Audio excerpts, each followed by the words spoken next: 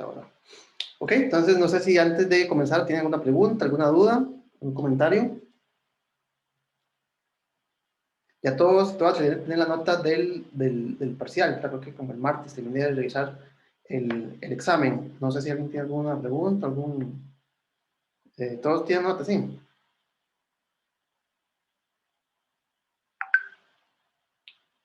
Ok, parece que sí. Ok, entonces hoy vamos a continuar, repasar, empezar, ¿verdad? Los temas que les pedí que observaran en las clases asincrónicas de esta y la semana pasada, ¿verdad? Que es el tema de integrales múltiples, ¿verdad? Empezando con integrales dobles. Entonces vamos a hacer un pequeño repaso de los videos, eh, que les asigné como clase asincrónica. Yo creo que a partir de esta clase, ¿verdad? Ya todas las demás clases las voy a dar en la pizarra, ¿verdad? En vez de con las diapositivas que hemos estado utilizando hasta el momento. Entonces, vamos a hacer un pequeño repaso, una pequeña introducción al tema de integrales múltiples.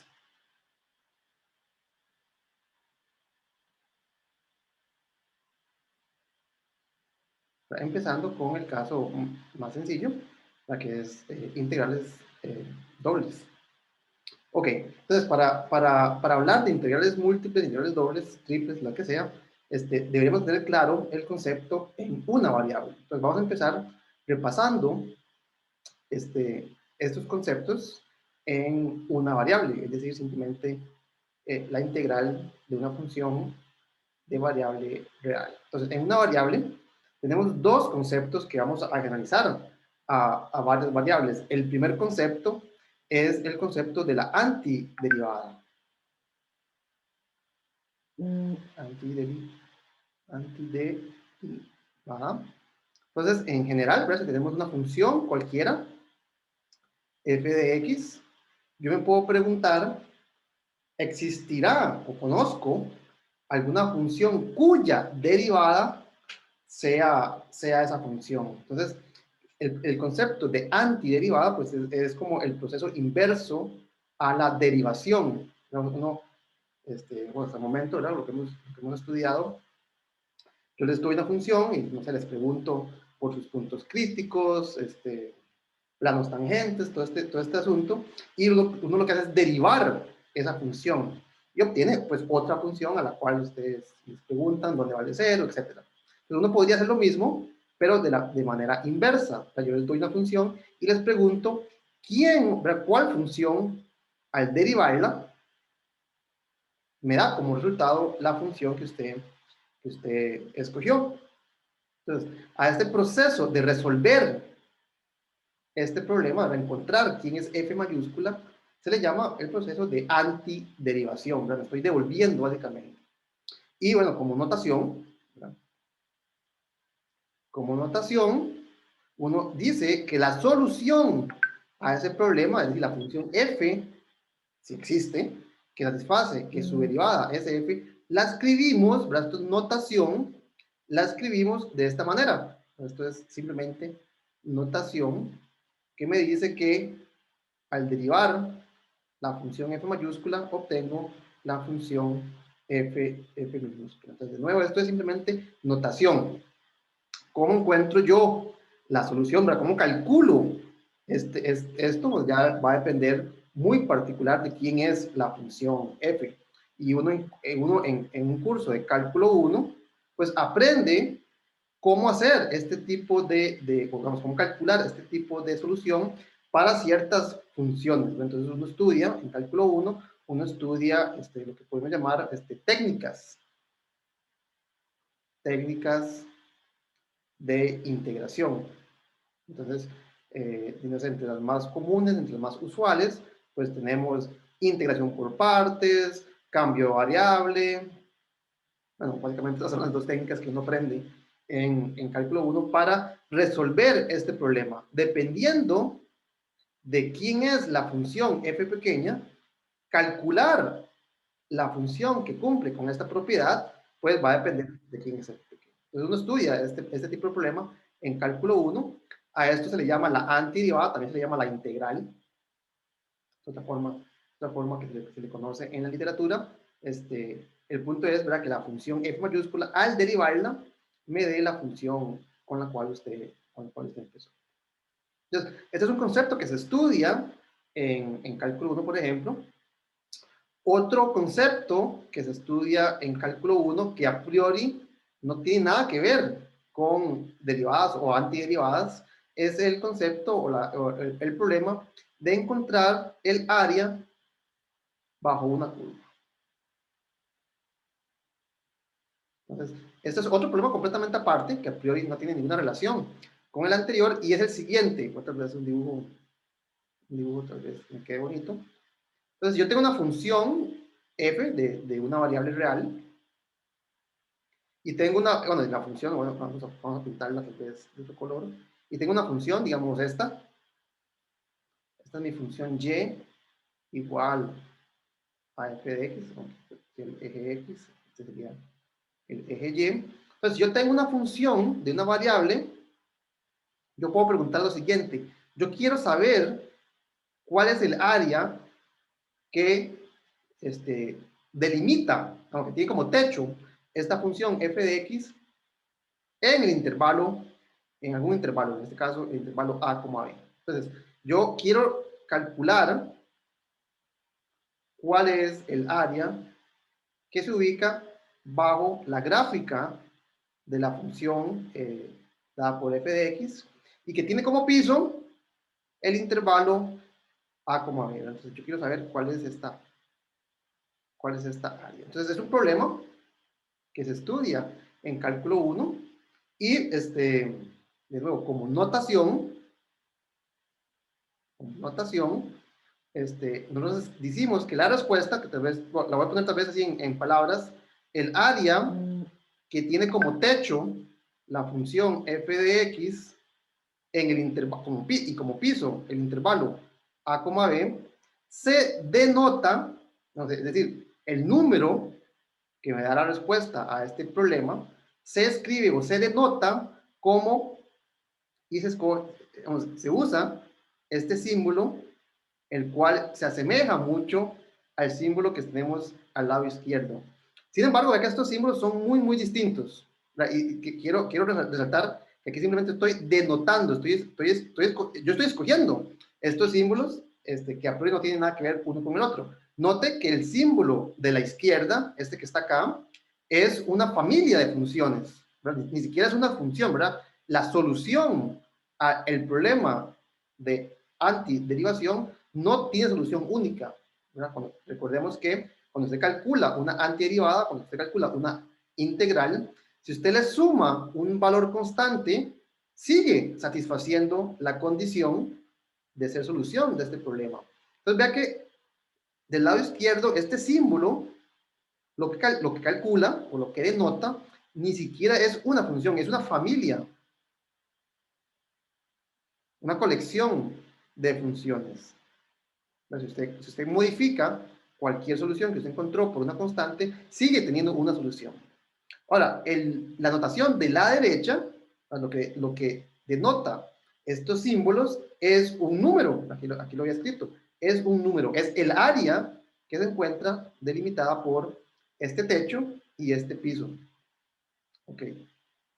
Entonces, vea que aquí no estoy escribiendo nada, esto no es un teorema, esto no me dice cómo calculo yo esta área, simplemente estoy escribiendo cómo la voy a llamar.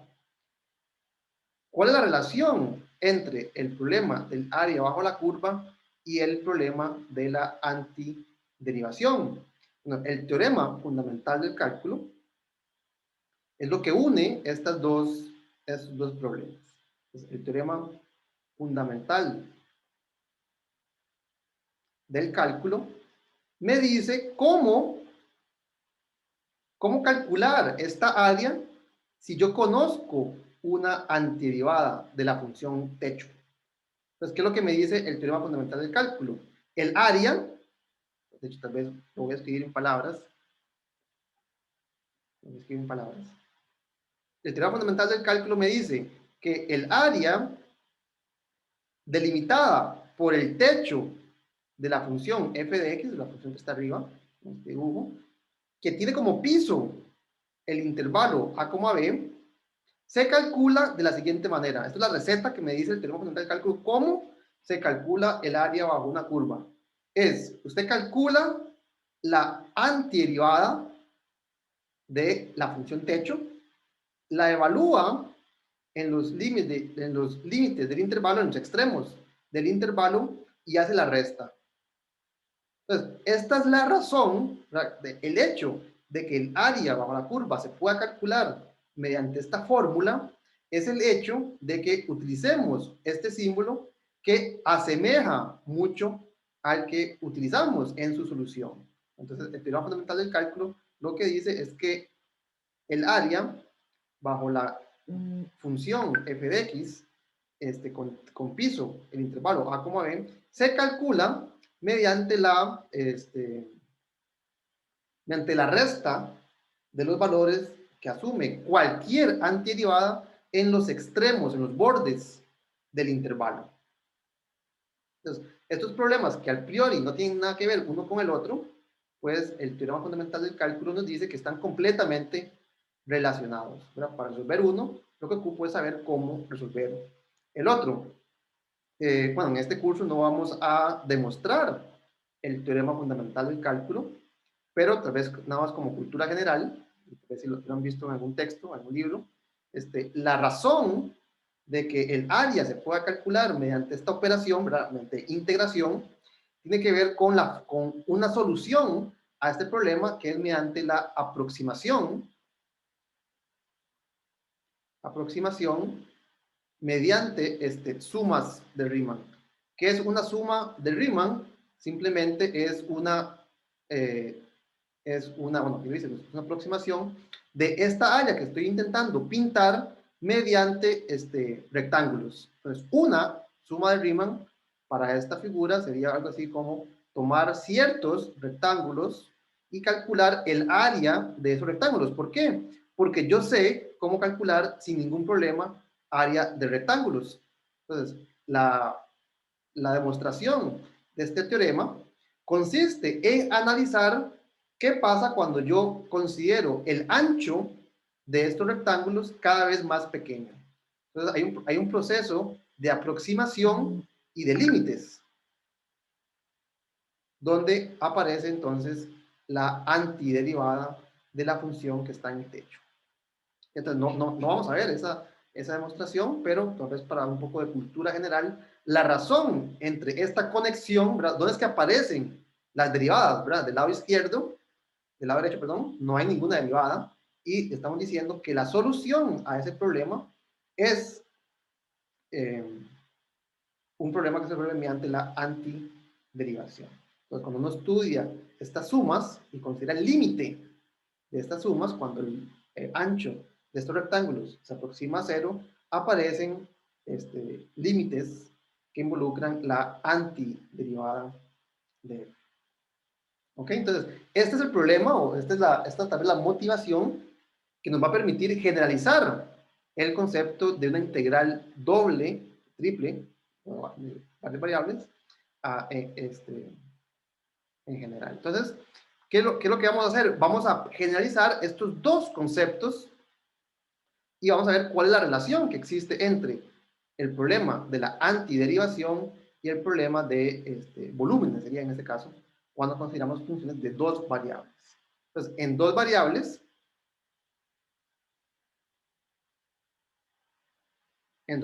puedo hacer el mismo análisis que acabamos de hacer para una variable. Entonces, tenemos como dos cuentos y vamos a ver cuál es la relación entre esas dos historias. Entonces, de un lado, tenemos el problema de la antiderivación.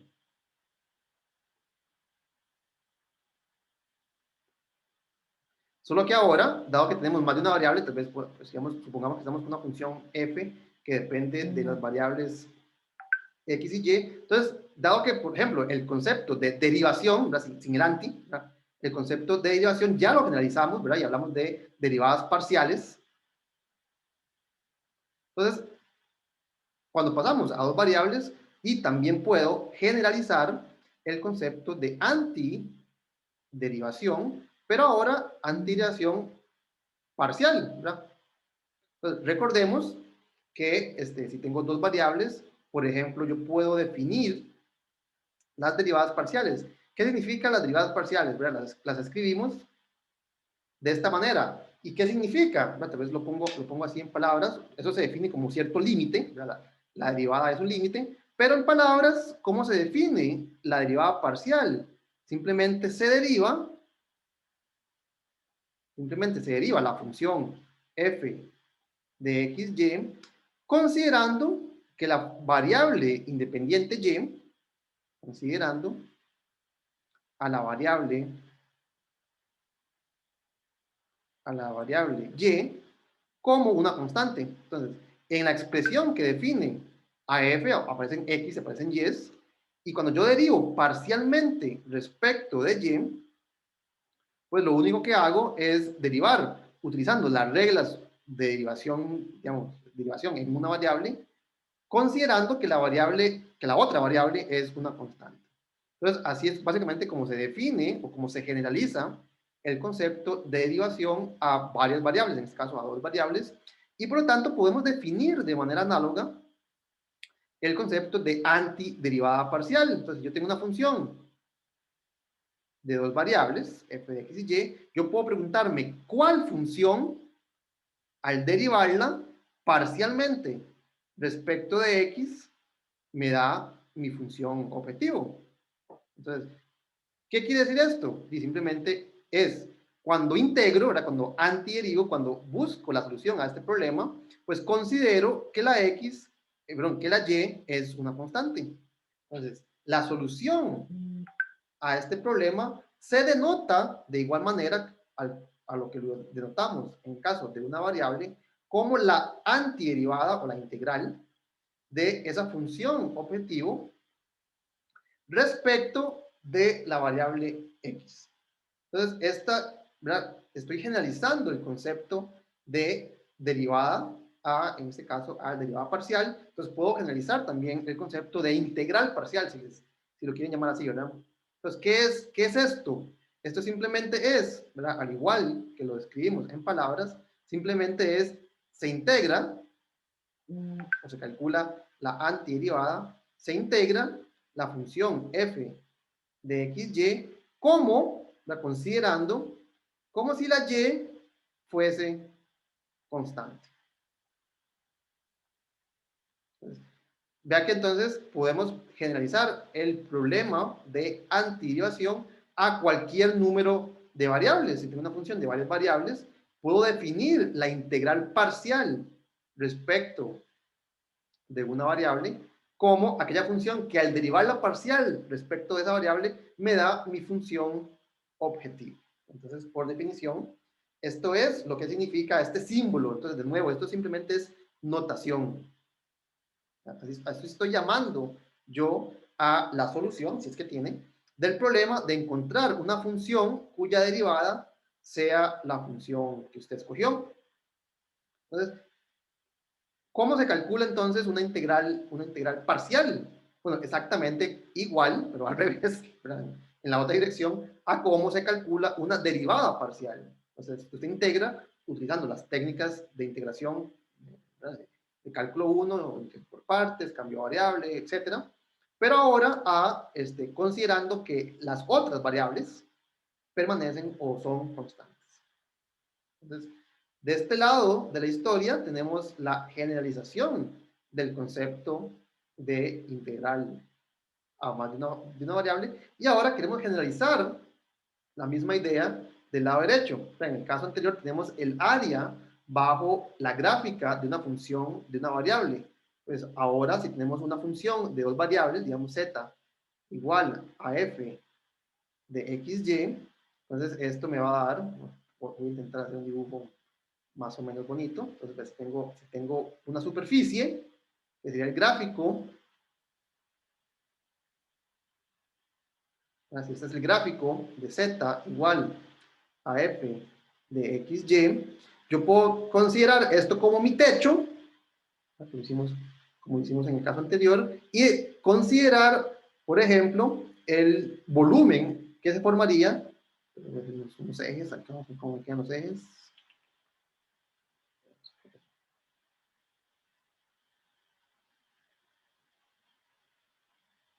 Ahí está.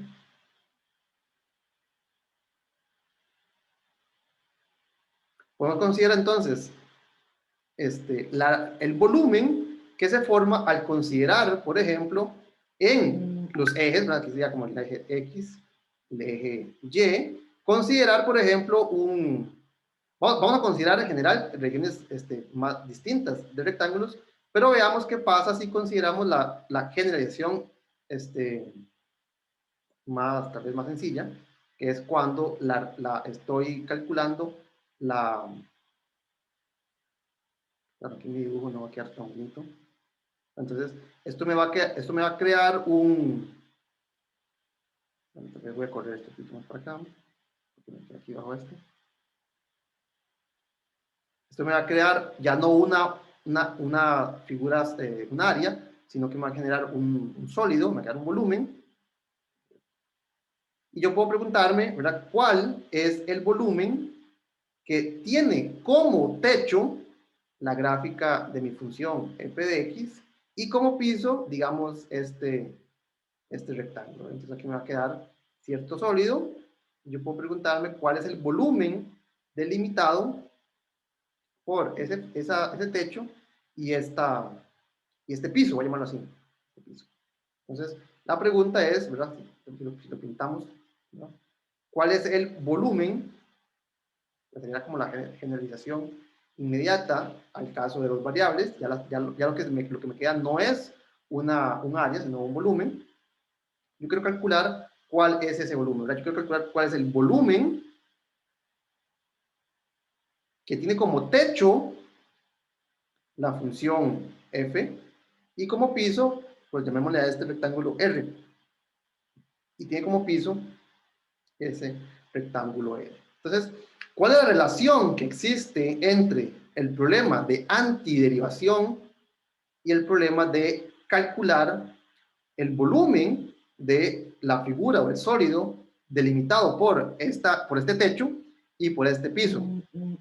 Entonces, existe un teorema fundamental del cálculo que me dice que para dos variables, para n igual a 2, cuando estoy calculando una región cuyo piso es rectangular, cuando R es un rectángulo, existe un teorema fundamental del cálculo que me dice que para calcular ese volumen, lo que tengo que hacer es resolver un problema de antiderivación.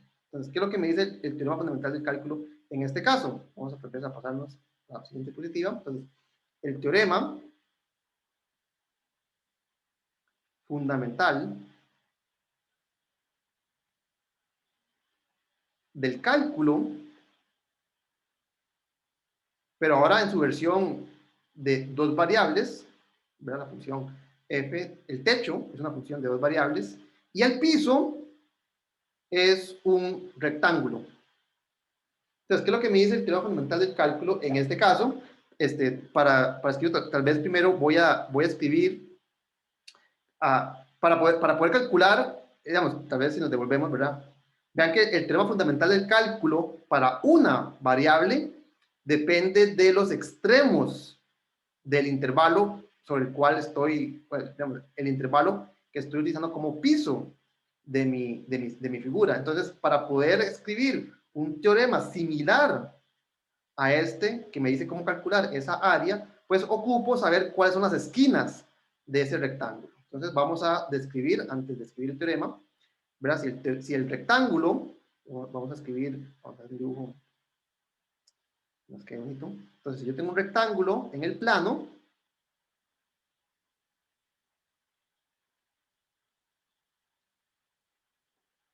entonces primero tengo mis X y mis Y, entonces este es el eje X y este es mi eje Y. Entonces, ¿cómo se describe un rectángulo en el plano? Para describir el rectángulo en el plano, lo que ocupo saber cuáles son las esquinas de este rectángulo.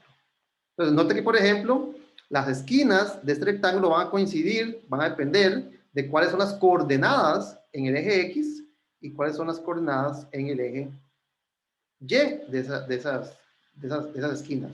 Entonces, vea que digamos, como la base de este rectángulo, pues es realmente un intervalo en el eje X. Entonces, vea que ese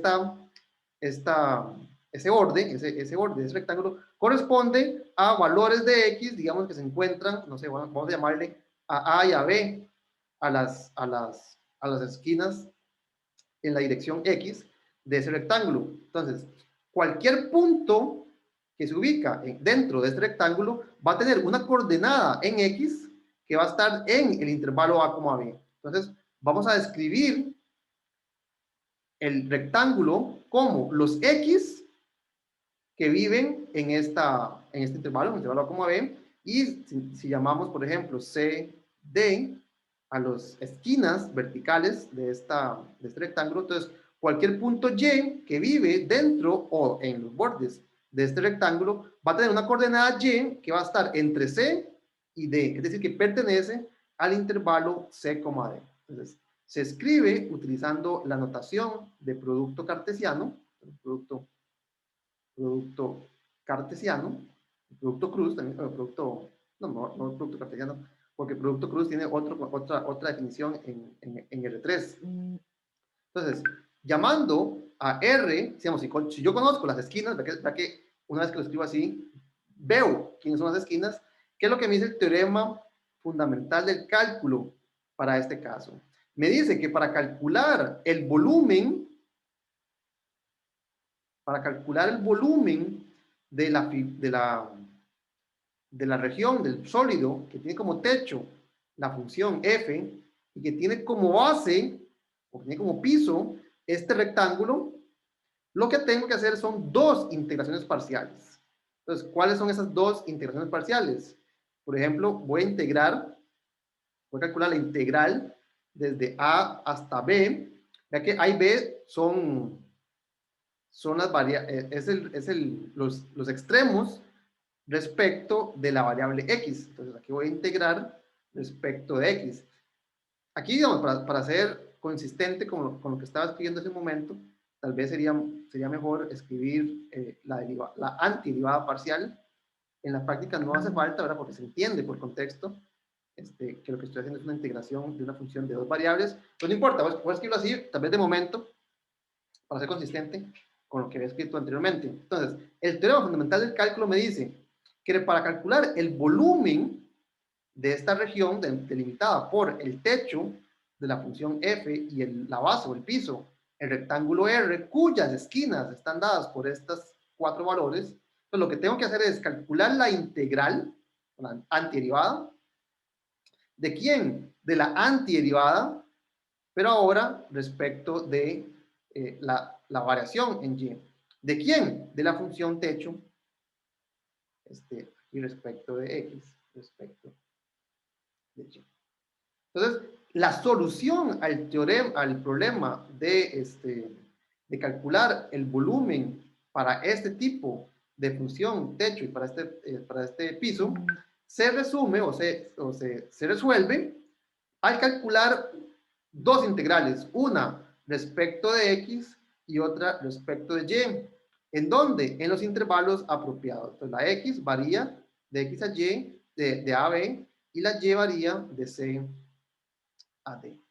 Entonces, el teorema fundamental del cálculo lo que me dice es que la solución se reduce a el cálculo de dos integrales, ¿verdad? Una es una integral de una integral, ¿verdad? Entonces, a eso se llama una integral iterada. Entonces, el teorema fundamental del cálculo me dice que para calcular el volumen, en este caso, ¿verdad? Donde la región es un rectángulo, básicamente lo único que ocupo saber son las esquinas del rectángulo y las antiderivadas parciales de la función techo. Entonces, tal vez como una observación, también, como parte del teorema, ¿verdad? Tenemos que el volumen, por corto así, ¿verdad? El volumen de la región del sólido con techo F y base o piso rectángulo R, pues acabamos de decir que se puede calcular mediante el cálculo de estas dos integrales, la integral de la integral,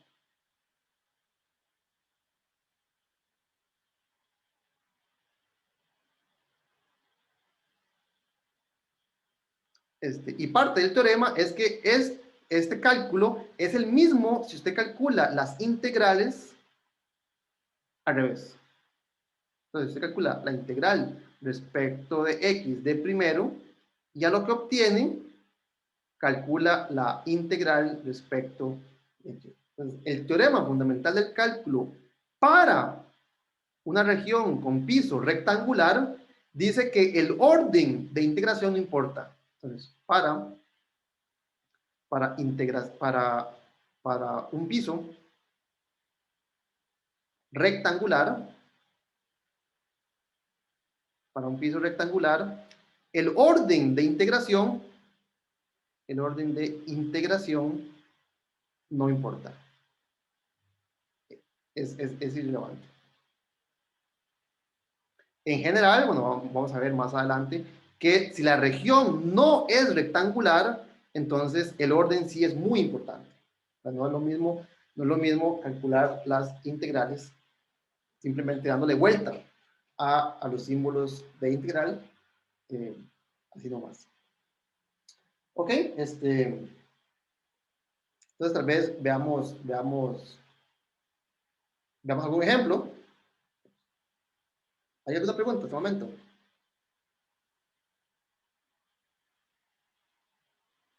Profe, ¿podría devolverse tal vez un momento donde está la figura del volumen, porfa, para Sí. copiarla? Bueno, para tomar una foto.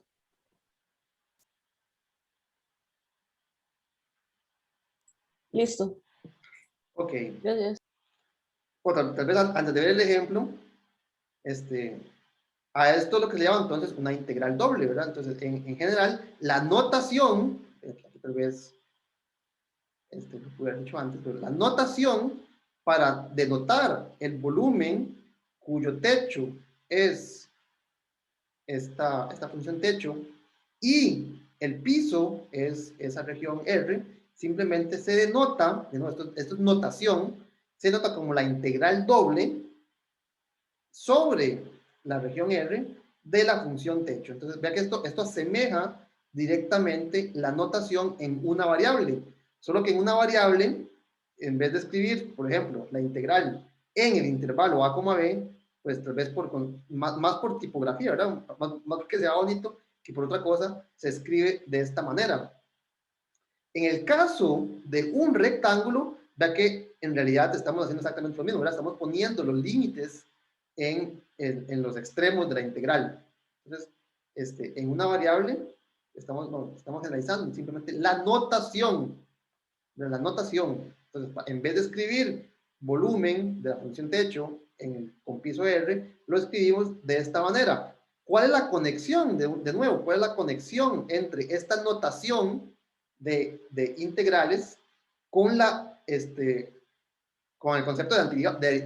La integral lo que denota es la antiderivada. Entonces, ¿cuál es la relación que existe entre las antiderivadas y el cálculo del volumen? Bueno, al menos en el caso de una región rectangular, note que para calcular el volumen, lo que se utilizan son por el teorema fundamental del cálculo en una variable, lo que se utiliza son las antiderivadas de la función respecto a las variables.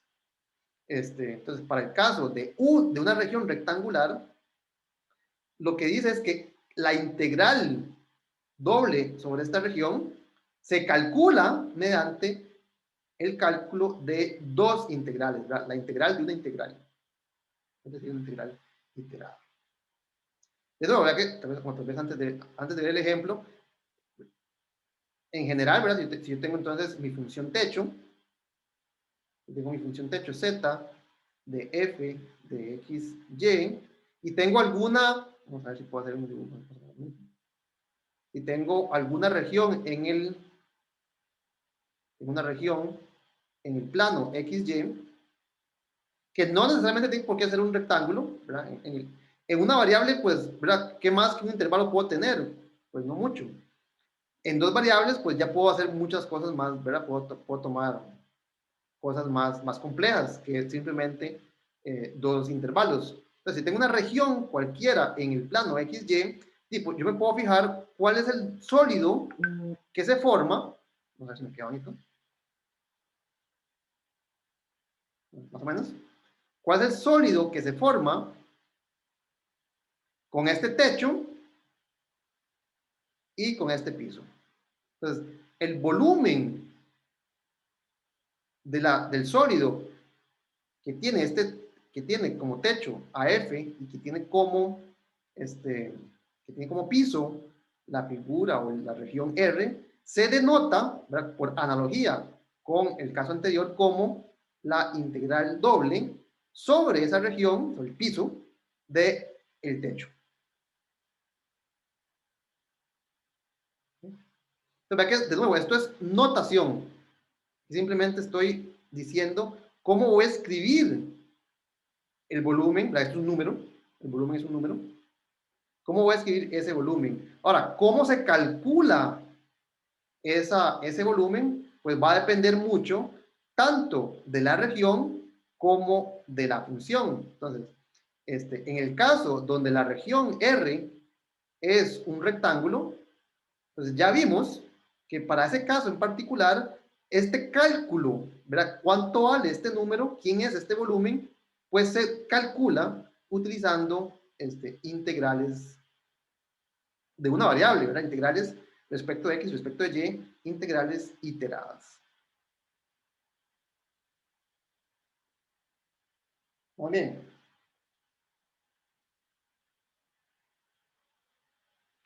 Entonces veamos ahora sí un ejemplo.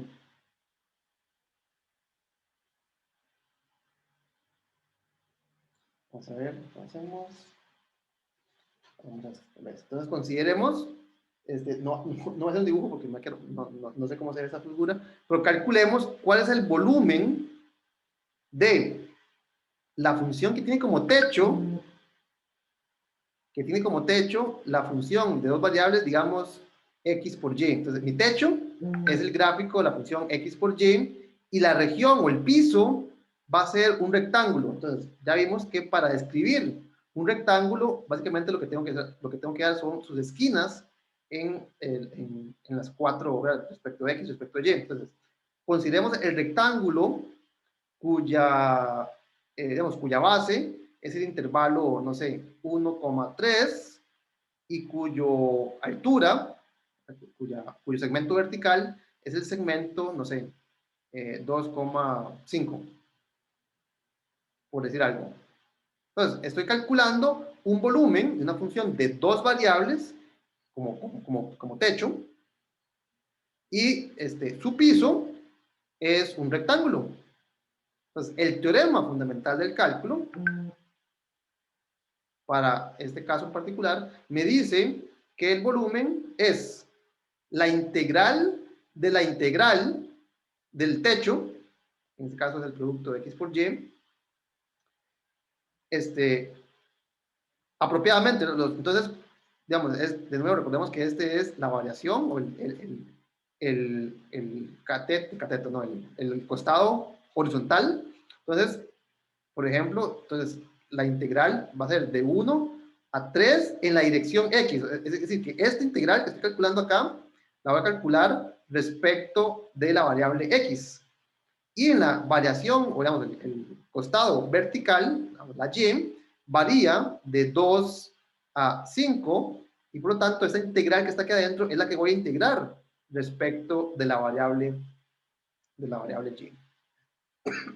De nuevo, aquí tal vez, ¿verdad?, en la práctica, es claro que estoy integrando una función que depende de dos variables y estoy diciendo respecto de cuál variable estoy integrando. Entonces, en la práctica, ¿verdad?, yo creo que es muy raro que ustedes vean en algún texto que escriban esta integral como la integral parcial. Se sobreentiende que las dos son variables y que estoy integrando respecto de una. Entonces, es muy inusual que vayan a observar que escriban la integral parcial, pero se sobreentiende. Entonces, ¿cómo calculo entonces esta integral? dijimos que voy a considerar que la x es constante respecto de la variable de integración, que en este caso es la y. Por lo tanto, esta x puede salir de esa integral. Entonces me va a quedar la integral de 1 a 3, la x sale, y lo que me quedaría dentro, entonces sería la integral de 2 a 5, ¿de quién? De y. Y note que esta que está acá es ya una integral usual, común y corriente, ¿verdad? Que únicamente depende de y. Entonces, como únicamente depende de y, sería como redundante escribirla de esta forma. Entonces, por eso es que usualmente simplemente se escriben como digamos, el dy usual que ustedes usarían en cálculo 1. Y lo que me queda, lo tengo que integrar respecto de x. Entonces, vean que lo que está acá es un número. ¿Cuál número es ese? Me va a quedar la integral de 1 a 3, ¿de qué? ¿Cómo se calcula esta? Esto es un área, ¿verdad? Esto es un área. ¿Cómo se calcula esa área? Bueno, el teorema fundamental del cálculo para una variable me dice que para calcular esta área, lo que tengo que hacer es integrar la y evaluarla en los límites de integración. ¿Cuál es la integral de y respecto de y? Es y cuadrado medios. Y esta y cuadrado medios, esta antiderivada, la tengo que evaluar en los límites de integración, en los extremos del intervalo. Entonces, recordemos la notación que se utiliza en estos casos. Entonces la y vale 2, y sí, vale 2, y y vale 5. Y lo que me da, ¿verdad? Lo tengo que seguir integrando respecto de x. Entonces, recordemos esta notación, ¿verdad? En general, si tengo una función cualquiera, esta notación significa evaluarla en el límite de arriba menos evaluarla en el número de abajo. Ok, entonces, bueno, aquí se me acabó el campo de la pizarra, voy a borrar estas partes, se me acabó. Entonces, ¿qué me quedaría aquí? Me quedaría, ¿no? Esto es igual a la integral de 1 a 3 de x multiplicado, ¿cuánto vale este número? ¿Cuánto vale este número? Cuando y vale 5, 2 a la 5 es 32. Menos, ¿verdad? Menos lo que vale en y igual 2. Cuando y vale 2, eso vale... no, perdón, dije mal, ¿verdad? 5 a la 2 es 25. 5 a la 2 es 25. 25 medios menos 4 medios es 21 medios. Entonces aquí me va a quedar 21 sobre 2. Y esto lo tengo que integrar respecto de la x. Es decir, que la constante sale de esa integral y me quedaría la integral de x. Pero bueno, similarmente, la integral de x es x cuadrado medios evaluada cuando x vale 1 y x vale 3 en este caso. Entonces me quedaría 21 medios multiplicado por, cuando x vale 3, esto vale 9 medios. Y cuando x vale 1, vale 1 medio. Entonces me quedaría 9 menos 1 medios, son 8 medios, es decir, 4. Es decir, que el volumen sería 21 por 2, que es 42. Entonces, el teorema fundamental del cálculo para una función de dos variables como techo y un rectángulo como piso, me dice que para calcular el volumen de esa región o de ese sólido, lo que tengo que hacer es calcular estas dos integrales. Como ejercicio, verifiquen que 42 es la integral de 2 a 5 de la integral de 1 a 3 de x por y de x de y. Entonces, verifiquen que en efecto el orden de integración, ¿verdad? Si yo escribo primero la variación en x o primero la variación en y, es irrelevante en este caso, ¿verdad? Da exactamente lo mismo. ¿Alguna pregunta?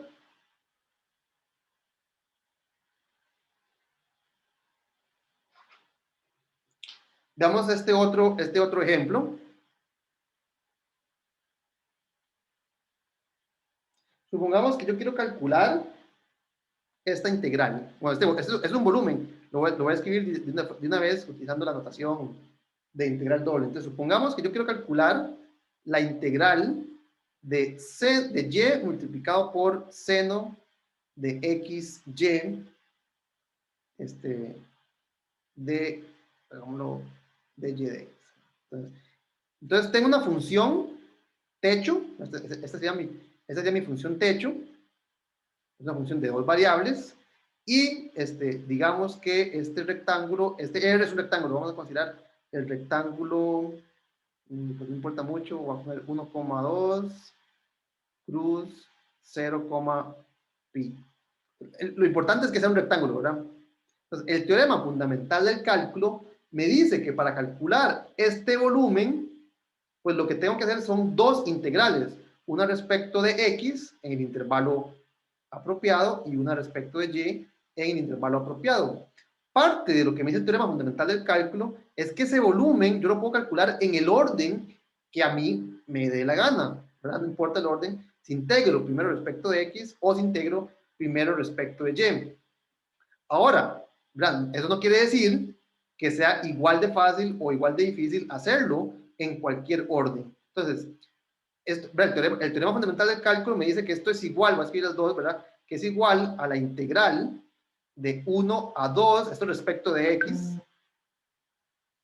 ¿verdad? Que es la integral de 1 a 2 de la integral de 0 a pi de c de y seno de xy respecto de y. El teorema dice que yo puedo calcular este volumen de esta forma o, si yo quiero, lo puedo calcular en este otro orden. Me va a dar exactamente lo mismo. Integral de 0 a, no, de 1 a 2 de y seno de xy de x. Ahora, los números, estas integrales, van a dar exactamente el mismo número, que corresponde al volumen de ese sólido. Ahora, ¿cuál de los dos es más fácil de integrar? El teorema fundamental del cálculo me dice, así se calcula, pero no me dice la respuesta, yo tengo que calcularla. Entonces, ¿cuál de los dos es más sencillo de calcular? Este, 0 a pi de y seno de xy sí, respecto de y, perdón, respecto de y, o integrar adentro primero este otro.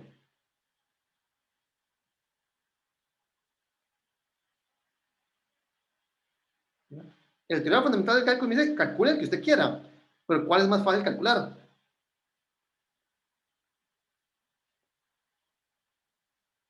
¿Qué dicen?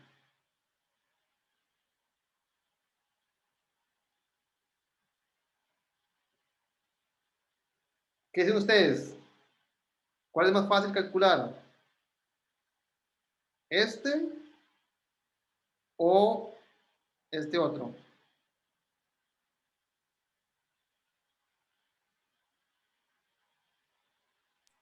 Yo diría que el primero. ¿Por qué? El que está en amarillo. Sí, es ahí. Por qué sería más fácil ese que el otro?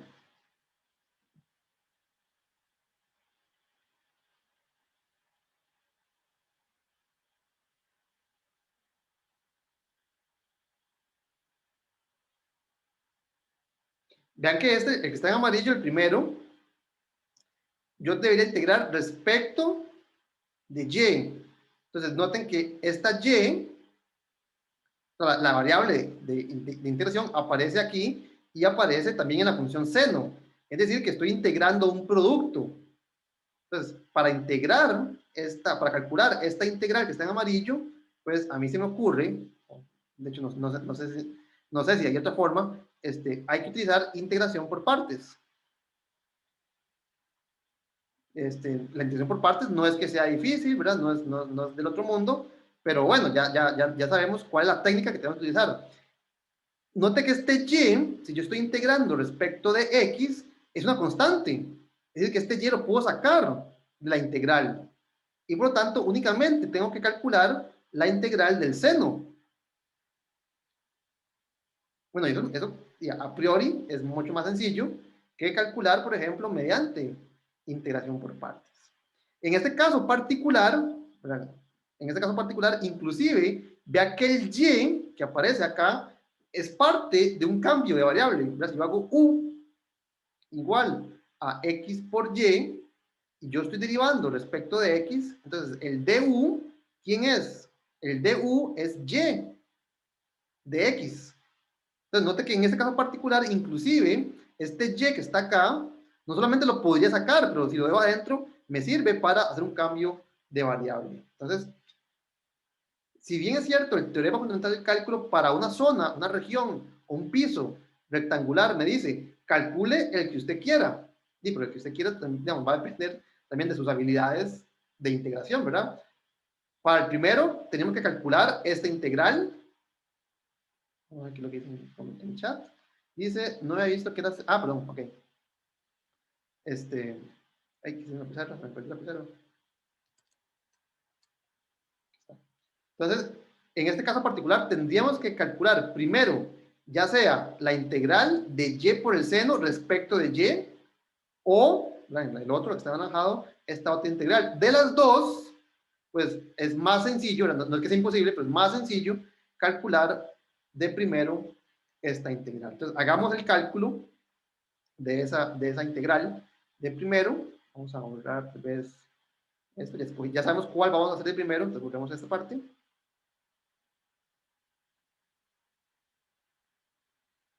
Entonces calculemos, mediante una sustitución sencilla, cuál es la integral de abajo.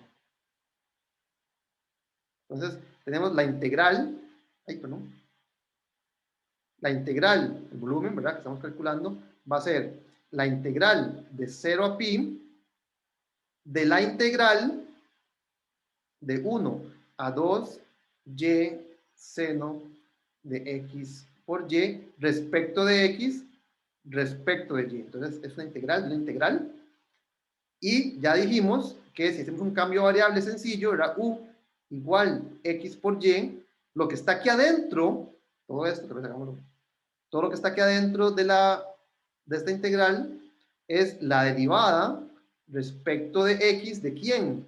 Del menos coseno de xy. Entonces, si estoy derivando respecto de x e integrando respecto de x, pues aquí me va a quedar simplemente la integral de 0 a pi, ¿de quién? De menos coseno de xy evaluado cuando x vale 1 y x vale 2.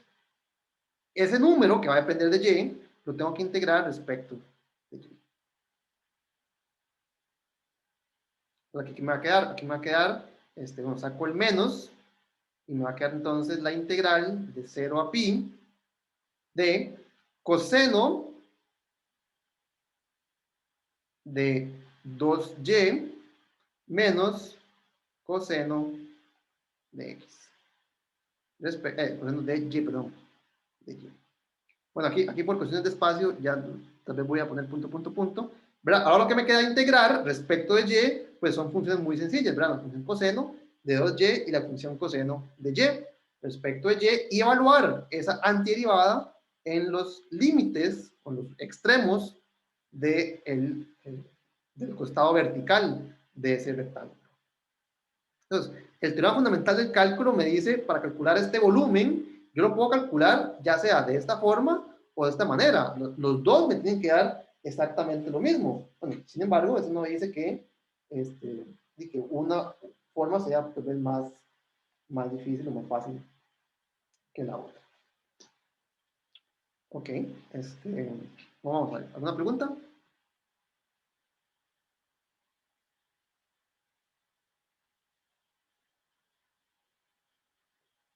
Entonces, el teorema fundamental del cálculo me dice que cambiar, para una región rectangular, me dice que cambiar el orden de integración es opcional, ¿verdad? Yo puedo escoger cuál de los dos órdenes, ¿verdad? De qué forma integro.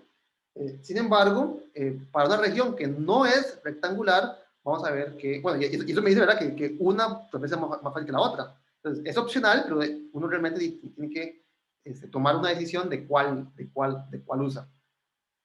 Veamos otro ejemplo.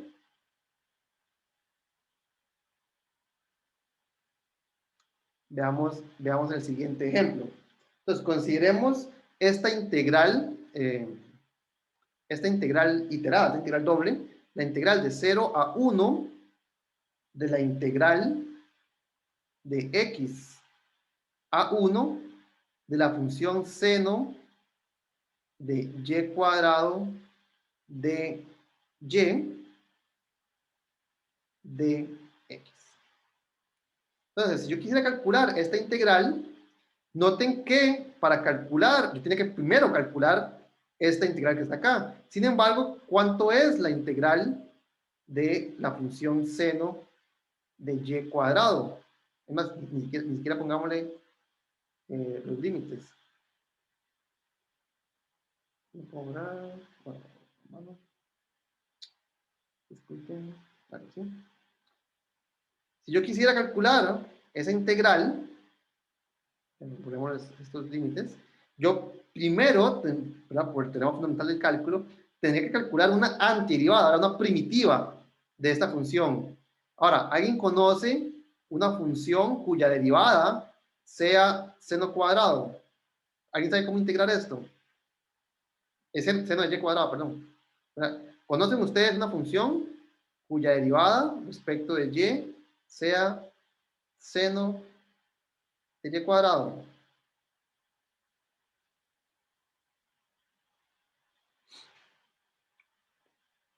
Yo no.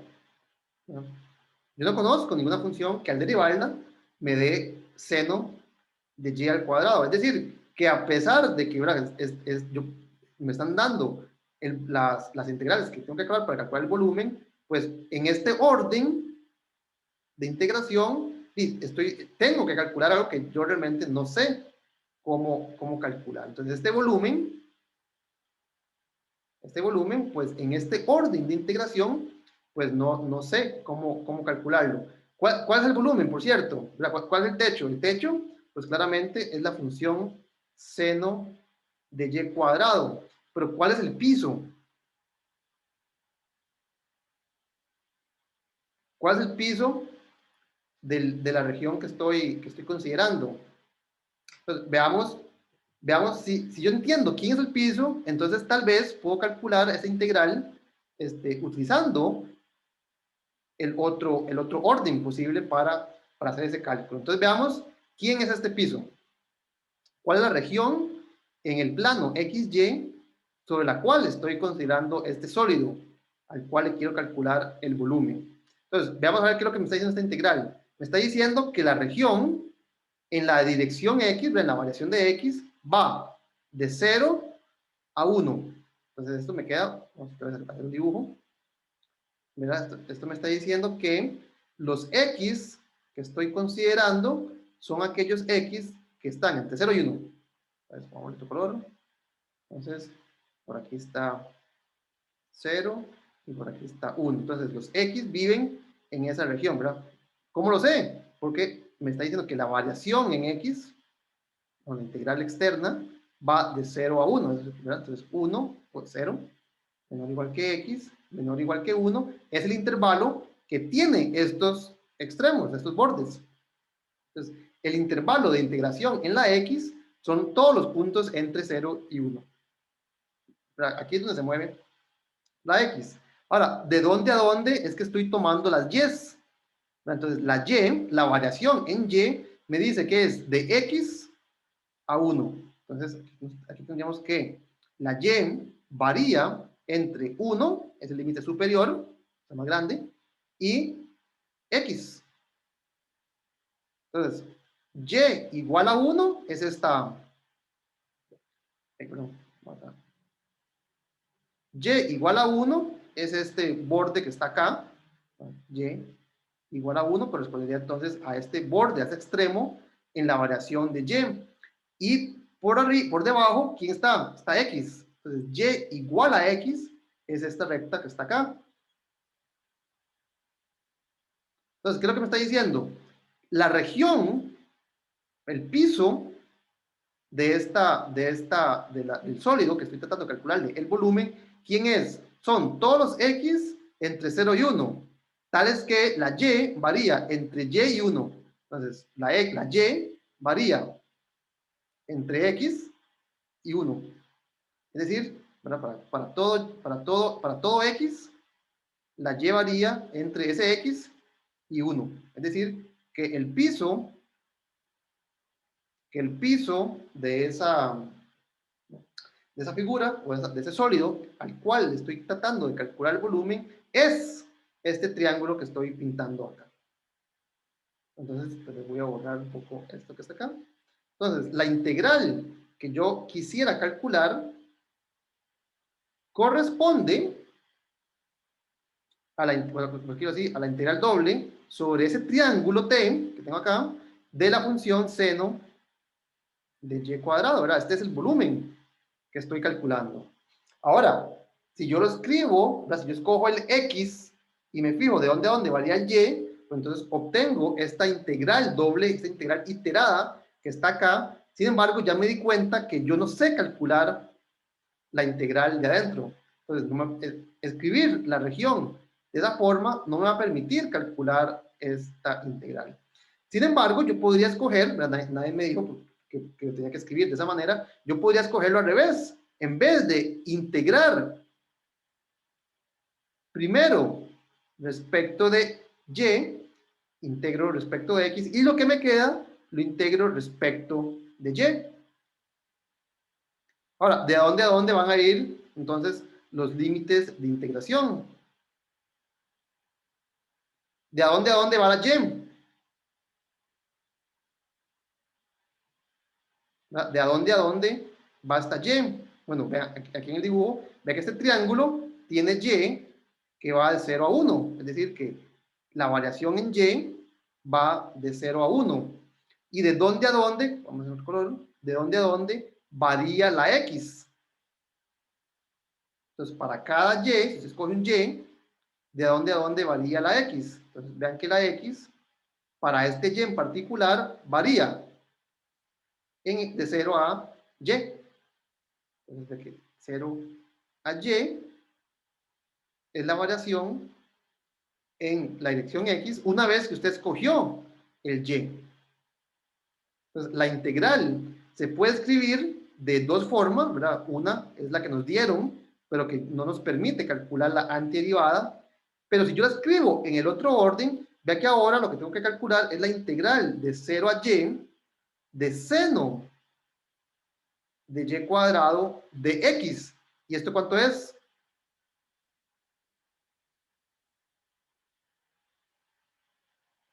Vea que lo que estoy integrando no depende de x, es una constante. Entonces me quedaría seno de y cuadrado sale como una constante por la integral de 0 a y de 1, ¿verdad? De x.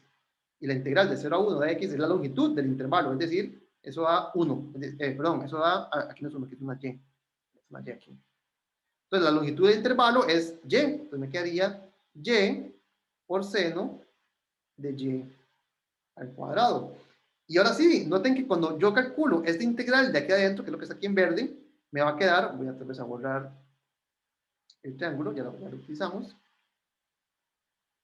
Entonces me va a quedar la integral, me va a quedar la integral de 0 a 1 de lo que acaba de integrar. Lo que acaba de integrar es la función y seno de y cuadrado respecto de y. Pero ahora, ¿cómo integro esto? Ahora esta sí hace integral. ¿Cuánto vale esta integral?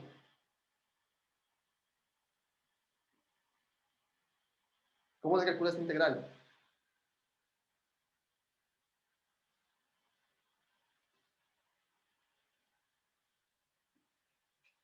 Y por ejemplo, hacemos un cambio variable. Por ejemplo, vamos a ver aquí. Dice Hazel que por partes. Podríamos hacerla por partes. Podríamos hacerla por partes. Sin embargo, si lo hicimos por partes, se me puede perder la pizarra. Lo podemos hacer por partes. Solo que en este caso, ¿cómo es que uno integra por partes? Uno escoge un U y un DV.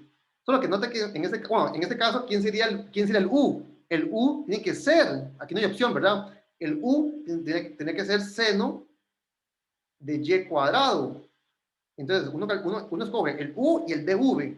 ¿Quién sería el d? ¿Quién sería el du? Bueno, al revés también. ¿Quién sería el v? El v sería, y tiene que ser y. Tiene que ser de y. Es decir, que el v tiene que ser igual a y cuadrado. Y cuadrado medios. La cuestión es que si yo hago este cambio de variable v igual a y cuadrado, entonces y de y que aparece en la integral sería el de v. Es decir, que no ocupé escoger quién era u. Entonces, sí se puede hacer por partes, sí se puede hacer por partes. Sin embargo, hay un cambio de variable que me permite hacer la integral sin hacer integración por partes. Y bueno, en general, una sustitución, usualmente, ¿verdad? No siempre, usualmente es más eficiente, tal vez, o más sencilla que hacer integración por partes. Entonces, en este caso, hacemos un cambio de variable u igual a y cuadrado, de forma que el du es 2y de y. Entonces, este y de y que está acá, lo puedo reemplazar por du medios. O sea que esta integral sería la integral de 0 a 1 de seno de u medios. Entonces, este medio, sale la integral, es una constante, me quedaría un medio por la integral del seno. ¿Quién es la integral del seno? Es el menos coseno. Y la evalúo en 0 y 1. Es decir, que el volumen sería menos un medio de lo que vale en 1, que es coseno de 1, menos lo que vale en 0, coseno de 0 es 0, coseno de 0 es 1, perdón.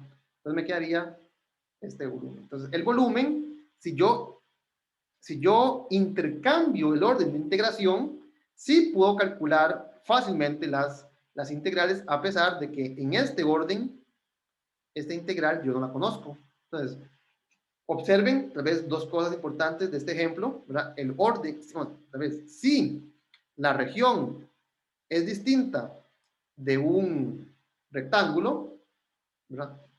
Si la región es distinta de un rectángulo, no puedo simplemente cambiar el orden de iteración.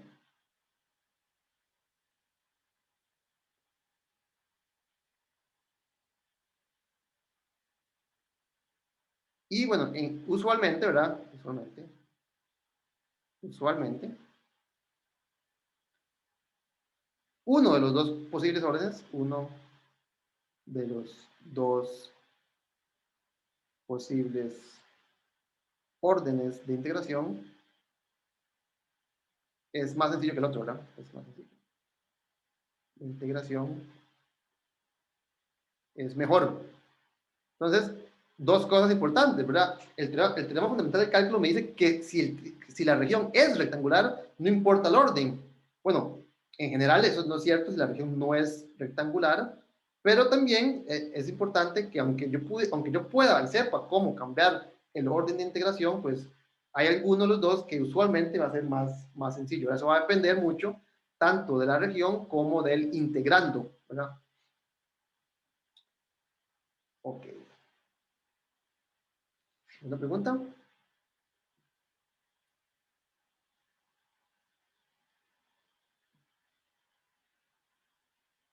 Ok, qué rápido me fue. Ayer duré casi 2 horas haciendo esto. Bueno, si no hay preguntas, entonces vamos a quedar hasta acá. Básicamente lo que queda del semestre, ay, lo que queda del semestre, vamos a seguir estudiando integración, ¿verdad? Técnicas de integración en varias variables. ¿Qué es lo que hace uno en cálculo 1?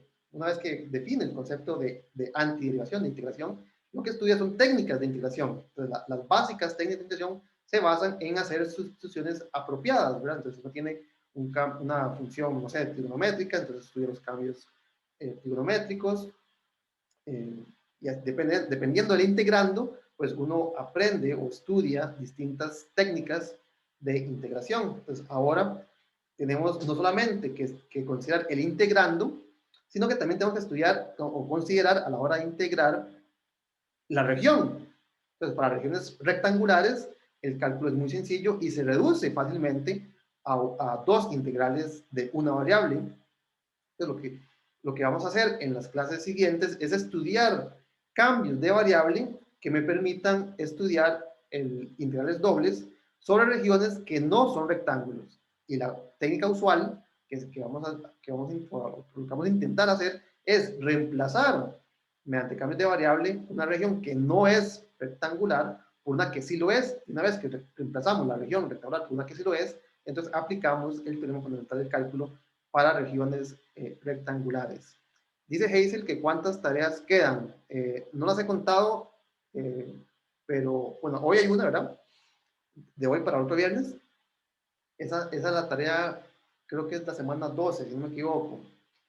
El examen, si estoy en lo correcto, el examen es el 21. No me acuerdo si fue el 21. Y entonces hoy estamos, ¿qué estamos de julio? Estamos 2 de julio. Entonces podrían quedar entre 2 o 3 tareas. Tengo que revisar bien el calendario, pero más o menos entre 2 y 3 tareas. ¿Sí? ¿Alguna otra pregunta? Profe, viera que en mi examen no puedo hacer la revisión, no me lo permite. Y hasta hoy me di cuenta. Ok, voy a intentar ver, ya un compañero también me dijo que no podía. No sé qué significa, honestamente, ¿verdad? No sé qué significa que no les permita ver la revisión. Digamos, yo no he hecho ninguna configuración, ¿verdad? De que no les muestre, digamos, todos deben tener la misma configuración. Entonces, no sé muy bien cómo arreglarlo. Si me mandan un mensaje por Telegram, yo le puedo mandar un pantallazo de su nota. Y de momento, no sé cómo arreglar, no sé cuál es el problema, no sé por qué algunos sí pueden y algunos no pueden. No, yo Entonces, sí puedo ver mi nota. Lo que no ah, puedo en sí es, eh, digamos que tengo duda más que todo con el último ejercicio, cómo se resolvería o... no puede verlo, no puede ver lo que yo le puse, los apuntes, los comentarios que yo Ah, puse. los apuntes o los que fallé, bueno, ya. Ujú. Sí, en general no puedo ver lo que falla Eh, la revisión. sí, voy a revisar. Honestamente, no lo sé cómo arreglarlo porque no sé cuál es el problema. Eh, pero sí, voy a intentar preguntarle a alguien que también sepa. ¿Alguna Ok, otra muchas pregunta? gracias. Ok, entonces nos vemos la próxima semana. Luego.